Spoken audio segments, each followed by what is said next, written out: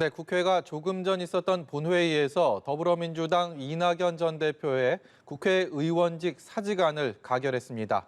사직안은 찬성 151표로 본회의 문턱을 넘겼습니다. 국회로 가보시죠. 박현우 기자. 네, 국회는 본회의를 열고 민주당 이낙연 전 대표의 의원직 사직안을 표결에 붙였습니다.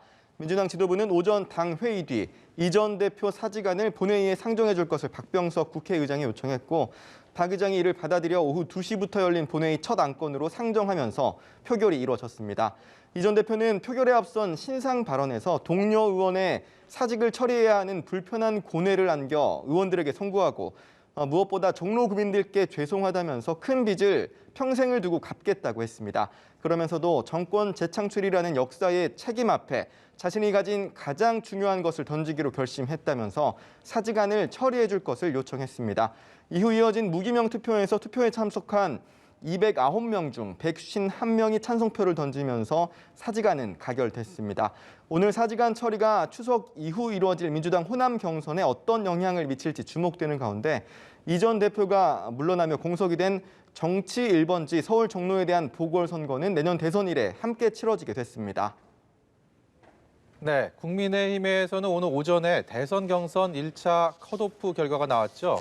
11명의 후보들 가운데 8명으로 추려졌는데 이 내용도 전해주시죠. 네, 국민의힘 대선 경선 선거관리위원회는 그제와 어제 이틀간 진행한 여론조사 결과를 오늘 오전 발표했습니다.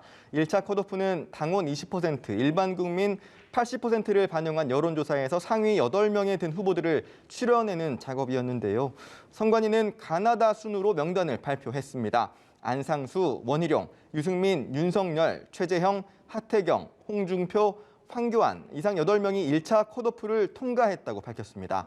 박진, 장기표, 장선민 3명의 후보는 고배를 마시게 됐는데요. 순위와 득표율은 공개되지 않았지만 여론조사 지지율상 양강 구도인 윤석열, 홍준표 후보가 1, 2위를 놓고 경합을 벌였을 것이란 관측에 힘이 실립니다. 1차 관문을 넘은 8명의 후보들은 내일 토론회를 시작으로 다음 달 8일 발표될 2차 컷오프를 앞두고 본격적인 경쟁에 돌입하게 됩니다. 네, 박현우 기자, 마지막으로요. 이른바 고발사주 의혹 그리고 윤석열 검찰이 윤 전 총장 장모 사건과 관련해서 대응 문건을 작성한 정황, 여야의 공방전이 이어지고 있는데 이 소식도 전해주세요. 네, 민주당 지도부는 연일 윤석열 전 총장 재임 시절 대검 내부에서 작성된 윤 전 총장 장모 사건 관련 대응 문건을 정조준했습니다.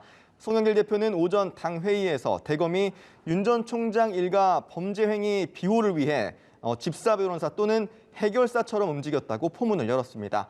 그러면서 검찰권 사유화와 전두환 신군부대의 하나회 같은 충격적 실체가 확인됐다면서 고발 사주 의혹과 관련해서도 국민의힘 윤석열 예비후보의 직접 관련 가능성이 커졌다고 주장했습니다.